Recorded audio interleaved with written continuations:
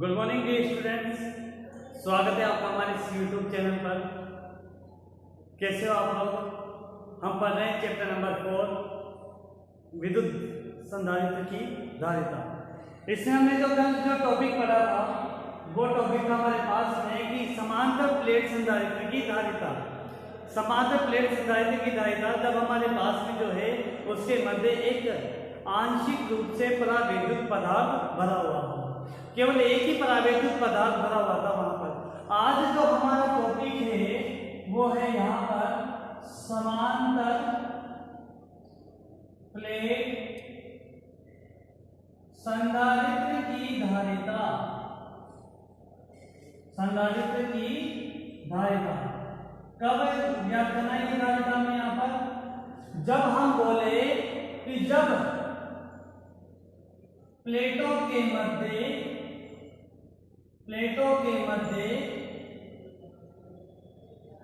भिन्न भिन्न ऐसा भिन्न भिन्न माध्यम का, मतलब कल तो हमने क्या लिया था कि केवल एक ही परावैद्युत पदार्थ भरा हुआ हो। आज हम कह रहे हैं यहां पर भिन्न भिन्न माध्यम का परावैद्युत पदार्थ भरा हो। ये हमारा आज का टॉपिक है। ज्यादा बड़ा तो नहीं हुआ ना? देखो सीधी सी बात है, यहां पर क्या लिखोगे? समांतर प्लेट संधारित्र की धारिता। हमें समांतर प्लेट संधारित्र की धारिता ज्ञात करनी है। कब ज्ञात करेंगे? जब प्लेटों के मध्य भिन्न भिन्न माध्यम का परावैद्युत पदार्थ भरा हो। अब जाहिर सी बात है भिन्न भिन्न माध्यम होंगे और उनकी मोटाई भी अलग अलग होगी यहाँ पर। तो हमने अब ज्ञात करते हैं यहाँ पर, मान लिया यहाँ पर हमारे पास में एक संधारित्र की जो है प्लेट है, यहाँ पर एक संधारित्र यहाँ पर जिसकी दो प्लेटें हैं। कौन कौन सी? P1 और P2 है। प्लेट P1 पर तो ले लिया में कौन सा आवेश होगा? यहाँ पर पॉजिटिव आवेश होगा। प्लेट P2 पर कौन सा आवेश होगा? यहाँ पर होगा नेगेटिव आवेश होगा। प्लेट P1 मतलब प्लस Q आवेश, प्लेट P2 पर कैसा?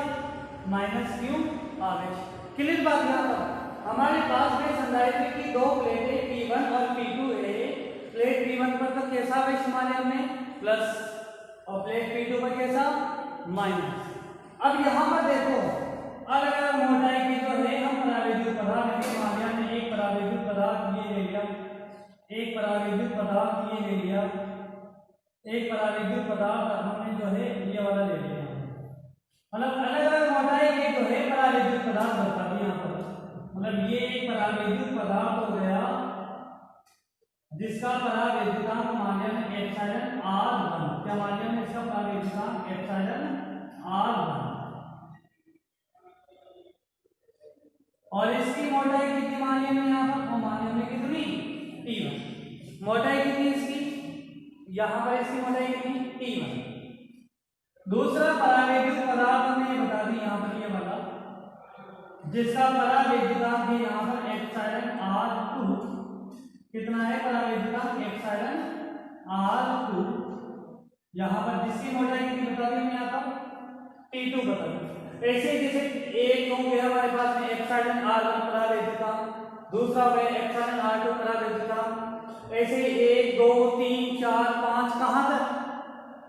जहां तक इच्छा हो। कहां तक? जहां तक इच्छा हो। कितने ले लिया यहाँ पर अधिकतम? ये हमने ले लिया एक और जो है माध्यम हो गया इसका, ये माध्यम बता दिया हमने यहाँ पर ये वाला कि हमारे पास में जो है इसका परावैद्युतांक जो है वो बता दिया कितना? Epsilon RN। कितना बता दिया? Epsilon RN। तो यहाँ पर जो है इसकी मोटाई भी बता दी कितनी? TN। मतलब ये यहाँ से चल रहा है, ये यहाँ से चल रहा है। मतलब कितने आपके पास में माध्यम हो गए? जैसे 1 2 3 4 5 6 7 कहां तक? N तक। परावैद्युतांक हो गए epsilon R1 epsilon R2 and so on epsilon R। मोटाई कितनी होगी? T1 T2 and so on कितनी? TN। और इन दोनों प्लेटों के मध्य की जो दूरी है, प्लेटों के मध्य की दूरी कितनी यहाँ पर? बोले स्मॉल डी है यहाँ पर। तो हम लिख रहे हैं यहाँ पर हमारे पास में एक संधारित्र जो है हमारे पास में संधारित्र ले लिया हमने, इसके लिए लिख रहे हैं यहाँ पर माना संधारित्र की प्लेटों के मध्य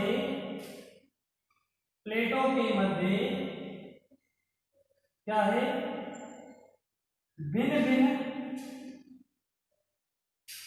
परावैद्युतांक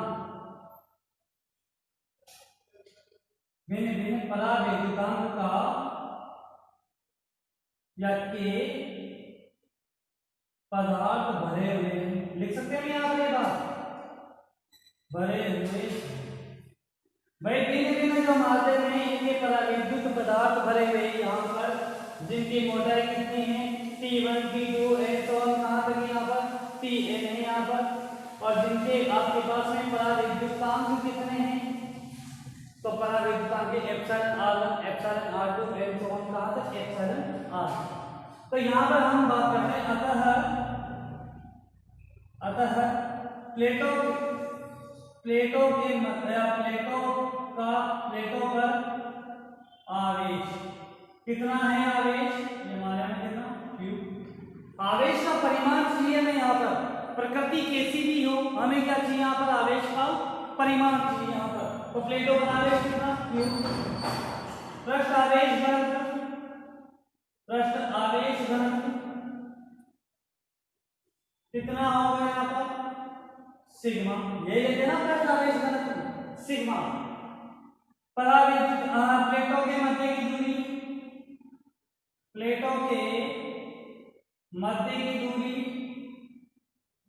कितनी हो गई, यहाँ पर कितनी स्मॉल डी हो गई।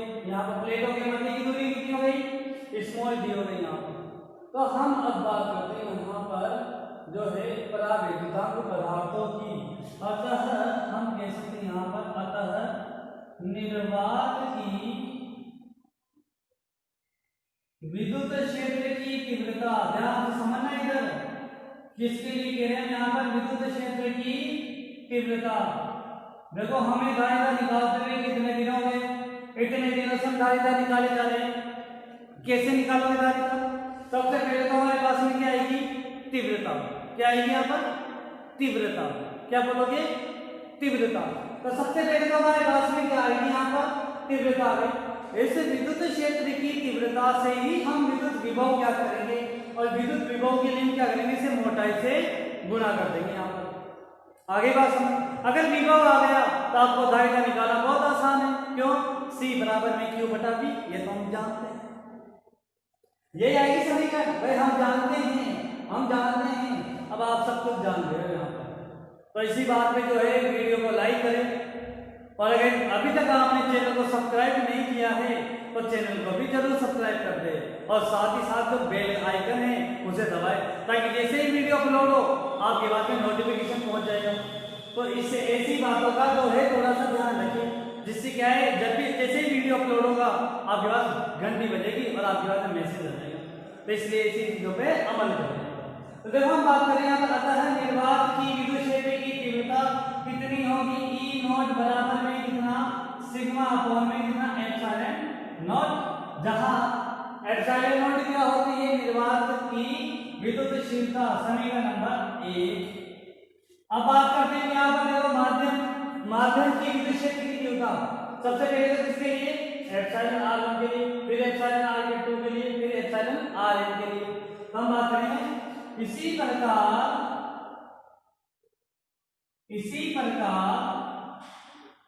माध्यम की विद्युत क्षेत्र की तीव्रता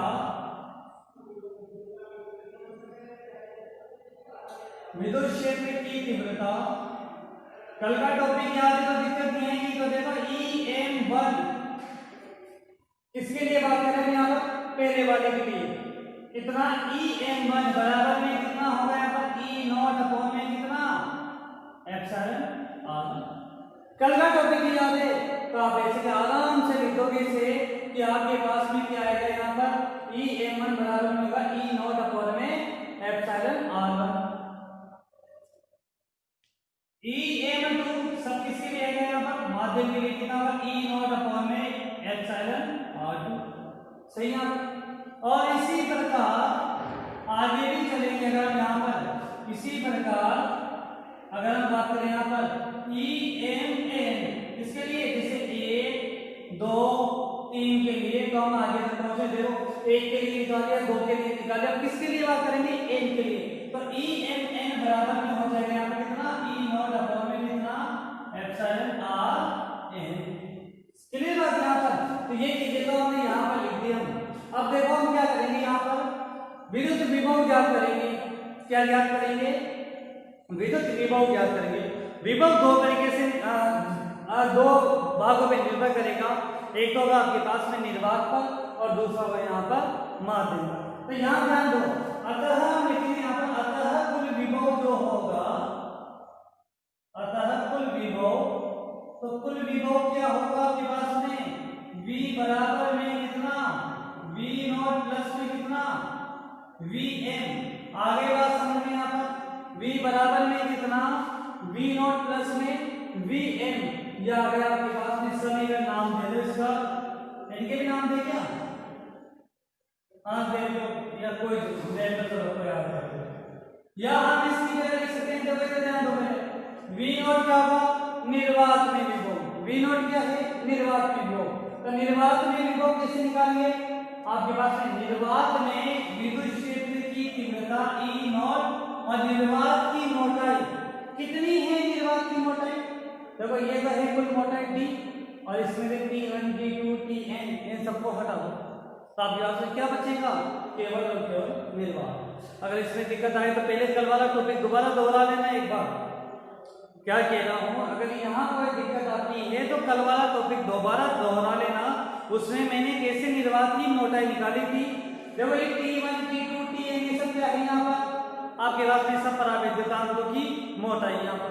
तो जब ये सब माध्यम है तो माध्यम को हटा दो बचेगा क्या निर्वात। तो निर्वात की मोटाई कितनी होगी D माइनस में ये ब्रैकेट में लगा के बड़ा फिर T1 plus T2 plus and so on plus में कितना Tn या आपके पास में निर्वात की मोटाई आ गई प्लस माध्यम का विभव तो माध्यम का विभव कितना होगा EM1 कितना देखो इधर ध्यान दो EM1 मोटाई कितनी इसकी T1 इसके लिए विद्युत क्षेत्र कितनी होगा EM1 है और आपके पास जो है इसकी मोटाई कितनी है T1 है तो विभव कितना होगा EM1 T1 plus EM2 T2 plus and so on plus में EMN और ये Tn। समीकरण नंबर 2 बहुत इंपॉर्टेंट समीकरण है यहाँ तक की तो जल्दी से स्क्रीनशॉट लो इसका। अब फिर हम जो है इसके समीकरण 1 से और ये EM1 EM2 इनका मान रख देंगे हम यहाँ पर या इनके भी नाम दे दो देखो आप यहाँ नाम दो तो इन सबका नाम देगा कौन सा समीकरण 2 क्या नाम दे दोगे इन सबका समीकरण 2 और इसका नाम देगा समीकरण 3। तो देखो 1 से E नोट का यहाँ पर मान रखें और देखो यहाँ पर जो है EM1 EM2 इन सबके मान भी इस समीकरण 2 से यहाँ पर रख देंगे। इसके बाद में टॉपिक हो जाएगा हमारा। जल्दी से स्क्रीनशॉट लो इसका ले लिया।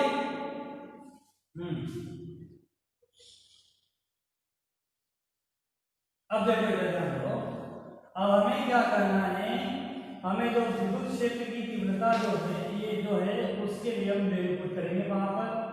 तो ये वेरीफाई करने के बाद में जो है हमारे पास में कुल विद्युत विभव आ जाएगा और जैसे ही विद्युत विभव आया तो हम यहाँ पर जो है धारिता का मान ज्ञात कर लेंगे। यहाँ पर धारिता का मान ज्ञात करेंगे। तो देखो मैं यहाँ पर लिख रहा हूँ बाय इक्वेशन समीकरण 1 2 और 3 से तो देखो समीकरण 1 से वेरीफाई करेंगे तो V बराबर में क्या पुट करेंगे E नोट का मान पुट करेंगे। E नोट का मान कितना है यहाँ पर सिग्मा अपॉन में या सीधे E नोट ही देने दो समीकरण 1 ये देखो आप यहाँ लिखो समीकरण 2 और 3 से ई नोट को मान कहाँ पे पुट करेंगे जब सबको एक जगह कॉमन लेंगे। समीकरण 2 3 से em1 em2 इनका मान पुट कर देंगे तो यहाँ पर b बराबर में कितना होगा ई नॉट b माइनस में t1 प्लस में t2 plus and so on plus में tn और यहाँ पर आ गया प्लस में em1 इसकी जगह मान रख दोगे तो em1 की जगह कितना यहाँ पर मान रख देंगे कितना ये हो जाएगा हमारे पास में e नॉट अपॉन में एप्सिलॉन r1 और ये t1। आगे बात ये समझिए em1 की जगह कितना e नॉट अपॉन में एप्सिलॉन r1 em2 की जगह कितना यहाँ पर ये इसकी जगह कितना इसकी जगह है यहाँ पर plus e naught t2 upon में epsilon r2 plus and so on plus में e नॉट tn अपॉन में एप्सिलॉन rn। ये देखो ये यहाँ तक तो ये समीकरण आ गया हमारे पास में। आगे की बात समझ में मैं इसे मिटा रहा हूँ तो ध्यान केवल और केवल आपका इधर ही होना चाहिए। बोर्ड पर अगर आपका ध्यान रहा तो हमारे इस टॉपिक को सॉल्व करने आपको कतई समस्या नहीं आती, अन्यथा जीवन भर तो दुख तो भोगना ही है आपको। आ रही है ना बात? देखो यहाँ से मैं ई नॉट को कॉमन ले रहा हूँ तो हम लिखेंगे यहाँ पर ई नॉट b माइनस में t1 प्लस t2 प्लस में एंड सो ऑन प्लस में tn और प्लस में ई नॉट यहाँ से कॉमन ले लिया मैं तो आप यहाँ से बचेगा कितना t1 अपॉन में एप्सिलॉन r1 प्लस में t2 अपॉन में एप्सिलॉन r2 अपॉन में प्लस में एंड सो ऑन प्लस में tn अपॉन में एप्सिलॉन rn। याद रखिए ई नॉट कॉमन ले लो, सबके बाहर ले लो ई नॉट तो हम लिख सकते हैं यहाँ पर ई नॉट कॉमन ले लिया, सबके बाहर ले लिया तो आपके पास में क्या बचेगा यहाँ पर बचेगा b माइनस में t1 प्लस t2 प्लस में एंड सो ऑन प्लस में tn जा गया प्लस यहाँ से भी लिया यहाँ पर नॉट कॉमन तो प्लस में क्या आएगा यहाँ पर t1 अपॉन में एप्सिलॉन r1 प्लस में t2 अपॉन में epsilon r2 plus and so on plus में tn अपॉन में एप्सिलॉन r। ये देखो ये लिख दिया मैं यहाँ पर, ये समीकरण आ गया हमारे पास। समीकरण नंबर कौन सा नहीं है, समीकरण नंबर आ गया हमारे पास में 4। अब यहाँ पर देखो ई नॉट क्या है, यहाँ पर ये ई नॉट है तो आपको पता है ई नॉट बराबर में हम वैल्यू पुट कर देंगे यहाँ पर b बराबर में आपके पास हो जाएगा या ई नॉट की जगह कितना q अपॉन में a एप्सिलॉन नॉट ये लिखेंगे हम यहाँ पर ई नॉट बराबर में क्या होगा q अपॉन में a एप्सिलॉन, क्योंकि ई नॉट बराबर में होता है सिग्मा अपॉन में एप्सिलॉन नॉट और सिग्मा की जगह होता है q अपॉन में a। तो हम यहाँ पर लिख देंगे कि ये वैल्यू हमारे पास में इसी से आ जाएगी b माइनस में t1 plus t2 plus and so on plus में tn प्लस t1 अपॉन में एप्सिलॉन r1 प्लस में t2 अपॉन में epsilon r2 plus and so on plus में tn अपॉन में एप्सिलॉन rn। तो ये आ गया हमारे पास में समीकरण नंबर कौन सी 5। कौन सी आ गई समीकरण नंबर 5। देखो हम जानते हैं कि क्या जानते हो, क्योंकि धारिता होती है c बराबर में कितना q बटा v, ये होता है यहाँ पर। समीकरण 5 से मान रख दोगे आप यहाँ पर, ये इधर से c बराबर में क्या होता है q बटा v। समीकरण नंबर जो है 6 नाम ले लिया, तो समीकरण 5 और 6 से बाय इक्वेशन 5 एंड 6 समीकरण 5 और 6 से बात करेंगे तो हम लिखेंगे यहाँ पर c बराबर में q बटावा v की जगह कितना v की जगह हो जाएगा आपके पास में कितना q अपॉन में a एप्सिलॉन नॉट और ये ब्रैकेट में आ गया b माइनस में t1 प्लस t2 प्लस में एंड सो ऑन प्लस में tn और ये प्लस t1 अपॉन में epsilon r1 plus t2 upon में epsilon r2 plus and so on plus में tn अपॉन में एप्सिलॉन rn। ये लिख दिया जब यहाँ तक दिख रहा है आपको। मतलब ये जो ये मान था इसी जैसे विद्या में वहां पर b का मान जो है उठा के इस 5 से इस समीकरण 6 में रख दिया।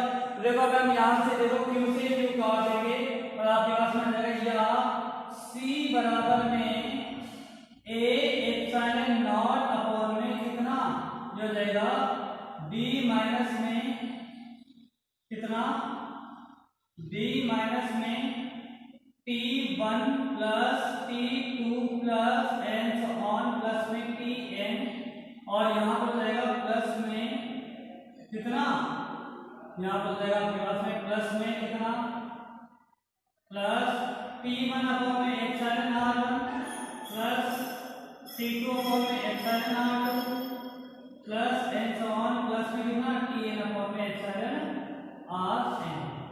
समीकरण नंबर कौन सी आ गई है? समीकरण नंबर आ गया आपके पास में कौन सी? 7। ये जो धारिता आई है आपके पास में ये किसमें है? ये माध्यम में, तो यहाँ लिखा आप Cm। क्या लिखोगे? ये था हमारा आज का टॉपिक। तो कैसा लगा आपको ये टॉपिक? बड़े ध्यान से इसे समझना और पढ़ना क्योंकि बहुत इंपॉर्टेंट टॉपिक है यहाँ पर ये। इससे आधारित जो है हम कुछ न्यूमेरिकल प्रश्न हैं उनको जो है ऑफलाइन क्लासों में सोल्व करेंगे। अगर न्यूमेरिकल में इनमें कहीं समस्या हो रही है तो न्यूमेरिकल को हम जो है ऑफलाइन में सोल्व करेंगे। फिलहाल जो है आप इस ऑनलाइन क्लास में इस पढ़ाई को निरंतर जारी रखो। कोई समस्या आती है अगर आपको तो मुझे आप जो है मैसेज करके पूछ सकते हो, फ़ोन भी कर सकते हैं, ऐसी कोई बात नहीं। लेकिन फ़ोन करने का एक समय होना चाहिए, निर्धारित समय। जैसे आप जो कॉल करो तो शाम को जो है 6 बजे से पहले करो या 10 बजे बाद में करो। 10 से 6 बजे के बीच में फ़ोन किया करो, रात को मत किया करो फ़ोन। आपको तो पता है घर में जो है बच्चे वगैरह सब होते हैं, डिस्टर्ब होते हैं दिन में। देखो आपको सेट करो तो यहाँ पर नाराज होता है करो, इमरजेंसी हो तो कर दिया करो। मैं क्या कह रहा हूँ ये टॉपिक ऐसा है बहुत इम्पोर्टेंट है, इसलिए जो है यहाँ पर हमें इस पर कंसंट्रेशन करना है। न्यूमेरिकल क्वेश्चन भी आएंगे उस पर हमें इसी से ही सोल्व करने हैं यहाँ पर। तो ये था हमारा आज का टॉपिक। तो जाते जाते वीडियो को लाइक और चैनल को सब्सक्राइब करना ना भूलें। और अगर आपके कोई दोस्त वगैरह हो जिनको ज़रूरत हो तो आप इसे ज़रूर शेयर भी कर सकते हैं। इसी के साथ हम अगली क्लास में मिलते हैं। Okay, thank you.